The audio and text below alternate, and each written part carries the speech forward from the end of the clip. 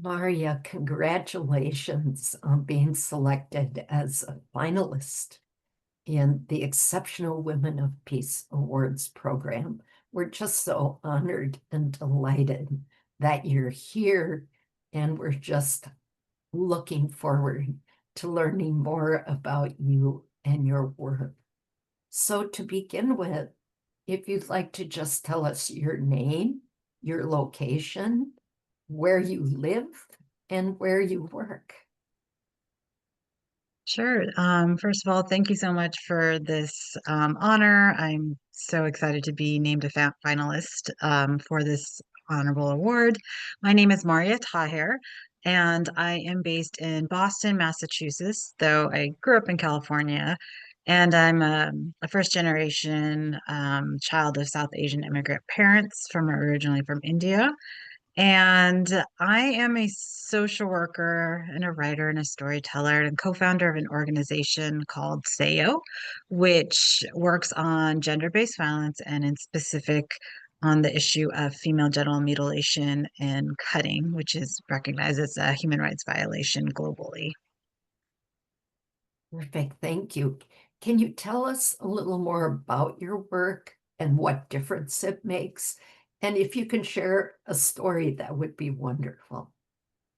Yeah. So again, I am one of the five co-founders of SAYO, and I'm also the executive director. SAYO means female friend and really reflects our organization's mission and philosophy in terms of how we work on gender-based violence, which is very much working with communities to address harmful practices such as female genital cutting or mutilation or FGMC.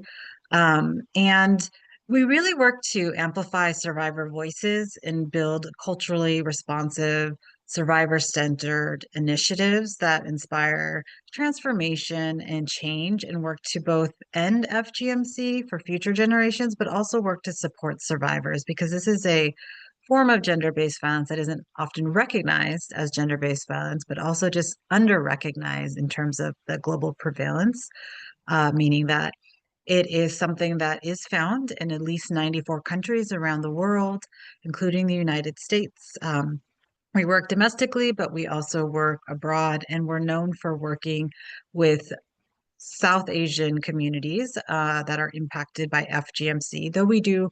We originated working with South Asian communities, and that was because four of the five co-founders were South Asian, but now we work with many different communities impacted by FGMC. And as our organization's grown, and we've heard stories from other survivors and connected with communities, that in part is how we learned of how globally prevalent FGMC really is, because it does impact so many communities of different backgrounds, including ethnicities, races, socioeconomic status, education level, residency status. And so it's just very important to recognize that's globally. But for the past 10 years, so SAO is actually turning 10 in December, we have hosted a variety of different programs to really bring together individuals and communities from impacted communities, so where we know that it's occurring, to first of all just acknowledge that it's occurring because FGMC is oftentimes very silenced or considered a taboo, and so you're not supposed to talk about it, and you're socialized as a child often not to talk about it. I actually am a survivor of FGMC too, and so I come at this from both a social worker perspective, but then also a personal perspective. And if you don't break that silence or that stigma, then you can't address the problem. You don't know it exists. And so that's really a foundational aspect of our organization is how to build those programs, create those safe spaces so that individuals can come together to talk about this issue and really think about it from a community perspective and uplifting it as not only a women's issue, a girls' issue, but also a public health issue as well.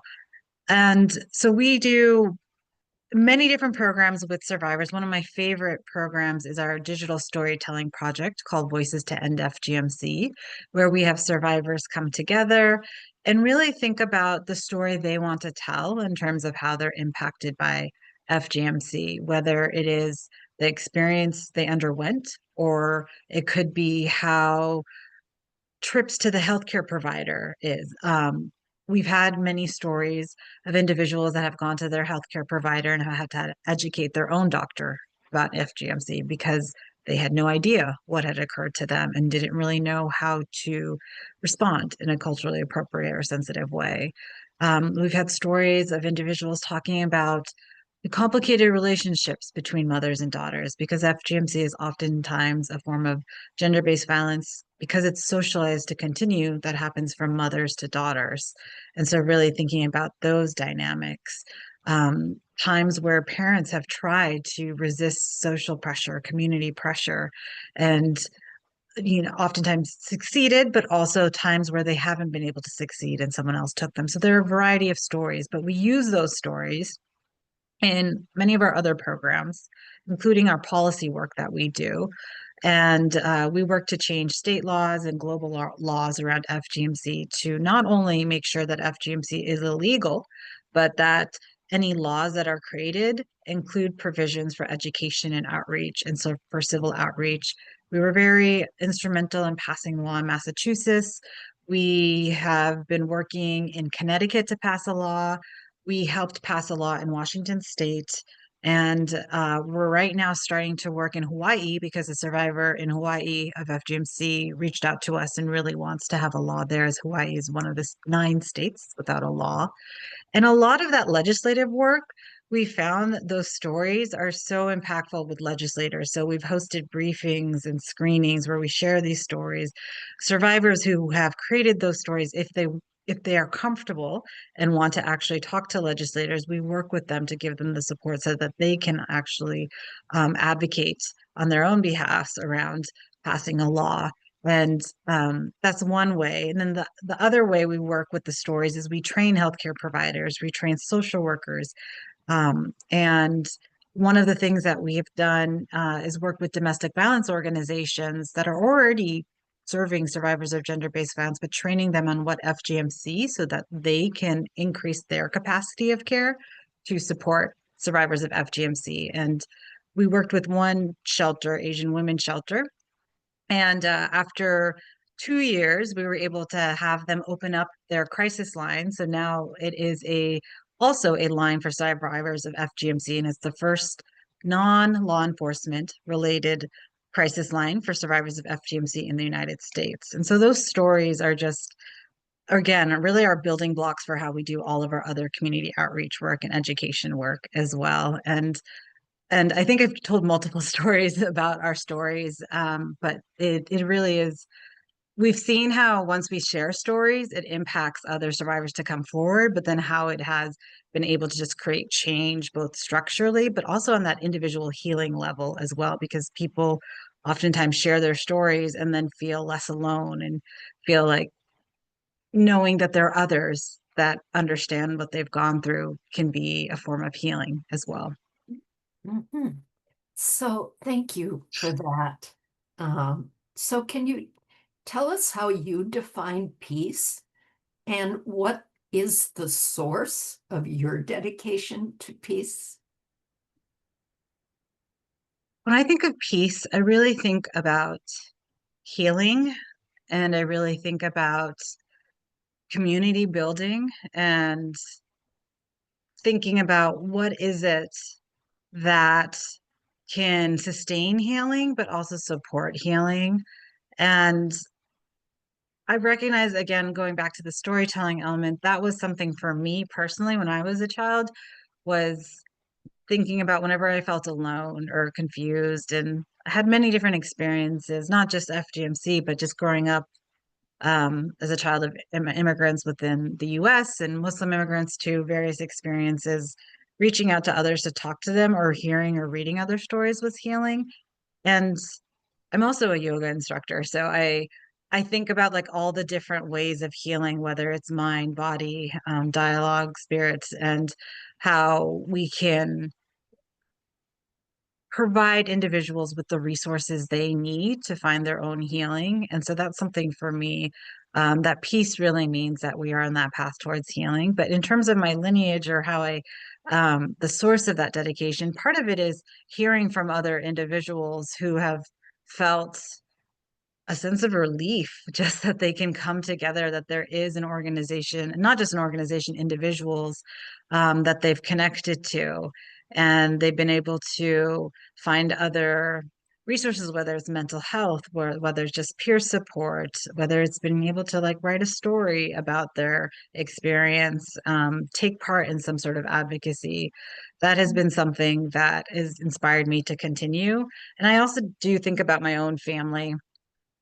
I have a history or lineage of um, helpers, I guess you could say, and that my great grandfather, there was a story about him reaching out and providing funding to help individuals attend school and have education and become doctors, or being able to support widows in that who had no other source of income or find health care. And that growing up with those stories also just really inspired me to think about how can I support the community around me and ensure that we're creating a more safer and inclusive world.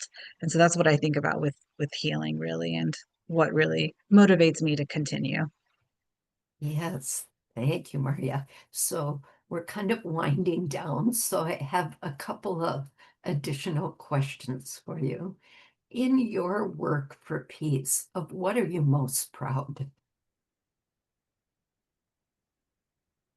I'm so proud of how 10 years ago FGMC was something that was really believed to only occur within certain regions of the world, and mostly that was in within the African context or amongst African diaspora communities. And since then, we've had so many individuals and survivors that have come out to really change. And SAO is one of those organizations that has helped change and make known that FGMC really is a global issue. And we've seen how that has impacted entities, even for instance, UNICEF, in terms of acknowledging that it's global in reports that we see or in convenings that we've seen in conferences. I remember 10 years ago, I would go and I was one of the only individuals of a South Asian background that was representing or was the survivor of FGMC. And now I see individuals from so many parts of the world just because, again, there's that acknowledgement, but also recognition that we need to provide resources and we need to be able to address this at a global level. And so that is something that I found incredibly uplifting.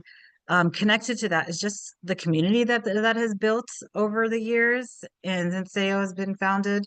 And I oftentimes will get pictures of one of our program participants who has met with another volunteer in a different part of the world, and they'll send a picture because they connected, because they met online or they met in a different workshop and they've remained friends or in contact. And that just really warms my heart to see again that building of community and that recognition that as we build community, we're building social support systems, and that support system is what helps enable change to occur and also to foster peace as well. Yes, beautiful. So, what do you want others to know about you and your work for peace? Anything you haven't yet had an opportunity to tell us? I think one more thing I would love for individuals to know is when I do think about peace, and then I also think about the work that I've been engaged in, which is gender-based violence, and in particular FGMC. I also just recognize how gender-based violence and FGMC intersect with so many other social oppressions out there. And I really believe it's our global responsibility to work towards peace building, but to also recognize that movements can work together and they should work together. And when we're really thinking about equity and we're thinking about how to create a safer world, a more inclusive world, a world where we're working to prevent violence or for future generations and support survivors, we have to think about all the elements and all the intersections of a person's identity and how we can address what it is that individuals need, whether it's one-on-one or structurally through legislation, through uh, governments working together with civil society, for instance, or with survivors. And so just again, thinking about that intersectionality is important and it helps us work towards building social mobilization and helping empower grassroots leaders as well too. And so I think just remembering that everyone is important in the peace building world is a really helpful and important lesson. Beautiful. Thank you so much, Mariya. And Thank it's you. clear why you're a finalist in the Exceptional Women of Peace Awards program. Your work is exceptional, and so are you. So thank you so much. Thank you. I really appreciate having this opportunity again and chatting with you as well.